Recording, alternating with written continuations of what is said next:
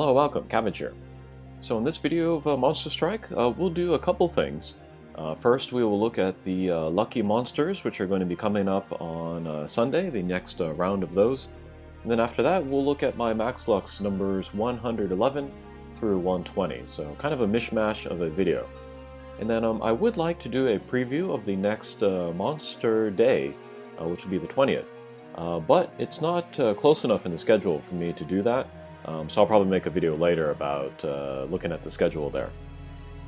But for now, let's look at the next round of Lucky Monsters. Here was the previous one here, and then this is the next one. So yeah, we see the first impossible monster in here, and that is Izanami. Everybody should make her if they have not already. And then she's in the library, and then she's not very difficult anymore, so it could be good to go through there. And then actually I'm thinking about making a second of those early Impossible Max Lux, because they have the Kai versions where you can get different bump combos.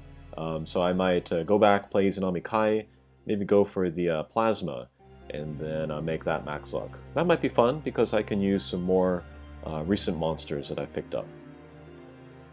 And then that leaves the other four to choose two among them. And then you can probably tell which two I'm going to go for. But this blue character here, her quest is a little bit difficult. You have to take take down a bunch of anti-bounce guys all in one turn. And that can be kind of annoying. That's not very suited to farming very easily, so I would skip her. Next is Ekidona. She's maybe the newest one on here, and then I think her quest is easier, especially if you have Sailor Mars. She is a 5-star and under quest. I generally don't like to play those types of quests, so I'm going to skip her. The last two, those are the other two that I would recommend in addition to Izanami. One is Pine, and then her Ascension form is one that I recommend. She was on one of my top 10 light Max Lux. But she is a bounce with no gauge and then the blast bump combo, so she can be good for easy quests that you just need to farm, quickly. And then her quest is very easy as well.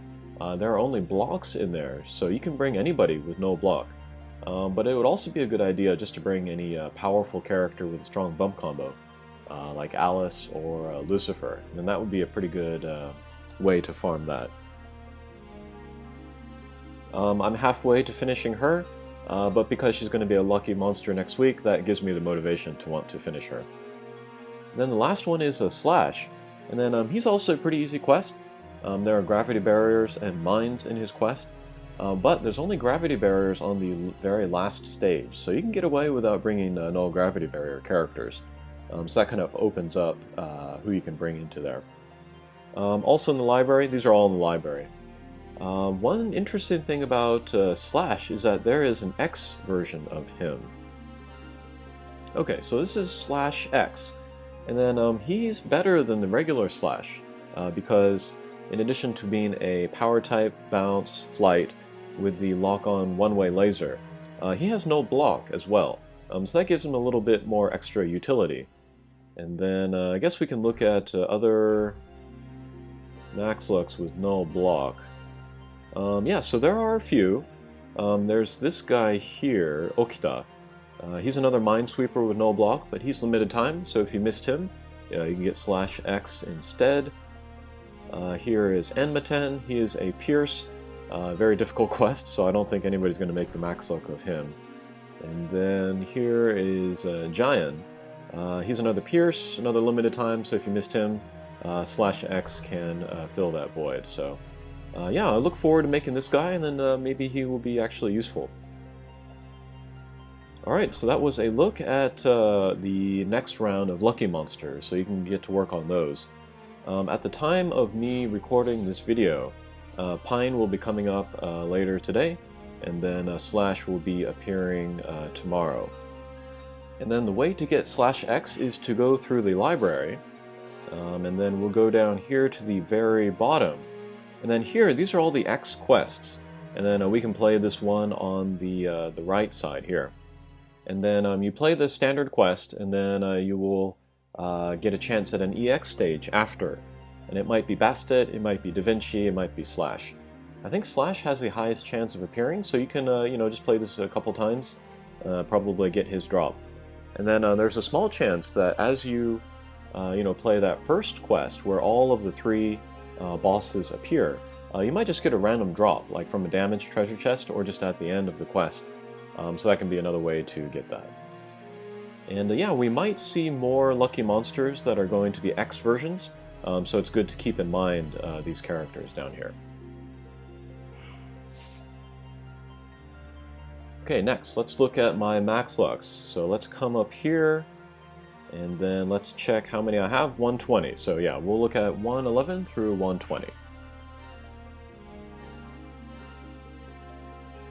Okay, so the first one that I made was Tokugawa. And then her I made just specifically because she was a lucky monster, I think 2 cycles ago. I think I just used Himiko and then Avalon, so yeah, that was fine. Very easy, very quick. Okay, and then the next one that I made, another oldie but goodie, this is Yeti Evolution. And then she was on my top 10 dark monsters. She has another bounce with the Blast Whip combo, no gauge, and then a very high speed, so she'll be excellent for easy quests. I think I made her just to pad my max luck count number. Okay, next up was a high-level quest, and that was Yasha Myo. I finished him on Monster Strike Day, the 2 Monster Strike days ago. That was very crazy. I think I got like 40-some drops that day. And then he's great as like an overall, just like an everyday max luck. Pierce with no gravity barrier, no warp. And then he's the light element, so very versatile, pretty easy to use as well.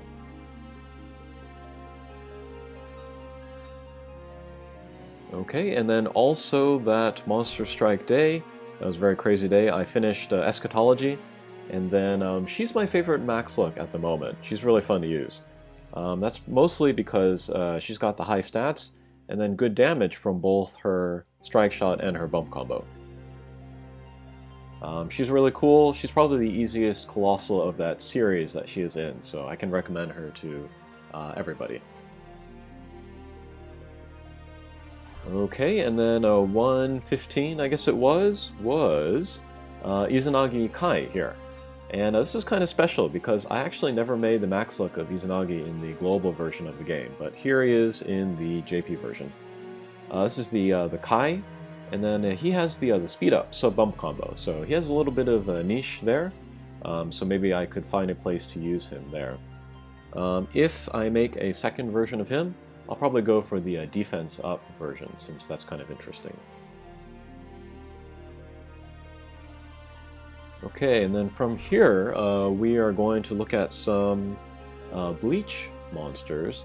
And then the first one here is Byakuya. Pretty easy quest. I finished him in just that first day, so that was very cool. He's one of those cool collab monsters where he has 2 versions. And yeah, Hendrickson is another one that I have, and he's great. And I expect a lot from Byakuya as well. But this version of him is pretty crazy. He's a Pierce with the null damage wall, null gravity barrier. And that's a very rare double null ability sling style combination. I think his bump combo is actually pretty strong, that rebound wave. And then the strike shot is that super version of all of that null everything, so he's pretty cool. And then the other evolution form, very versatile with the balanced Minesweeper null damage wall. And then I like his strike shot just because it hits everybody on screen. Okay, next up was another character that I made just for the lucky monster, and that was Poltergeist. And then I did say this earlier, but she was a super difficult quest for me when I made the max luck of her in global. But this time I just went through with like Wado Purigisu Friend, Himiko, Mikhail, and yeah, I got through that quest very quickly. Okay, next up was another Bleach, and that was Zaraki. And this guy's really interesting. I've seen some players put up some videos of him, and he does crazy, crazy damage. Even in missions where you're not supposed to be able to do that much damage. And yeah, in certain situations, he's going to do more damage than Hatcher monsters even. It's very tempting to give this guy a hero scroll, so I can give him a strike haste and then lower his strike shot charge up count. It kind of depends though on how often I'm going to use him. If I'm not going to use him very much, I don't think I want to give him the hero scroll, but yeah. Again, to give him a strike haste ableberry to get his strike shot count down to a multiple of 4, and then I could use that more quickly. Okay, and then next is going to be the final Bleach Max Luck that I am probably going to make, and that is Aizen.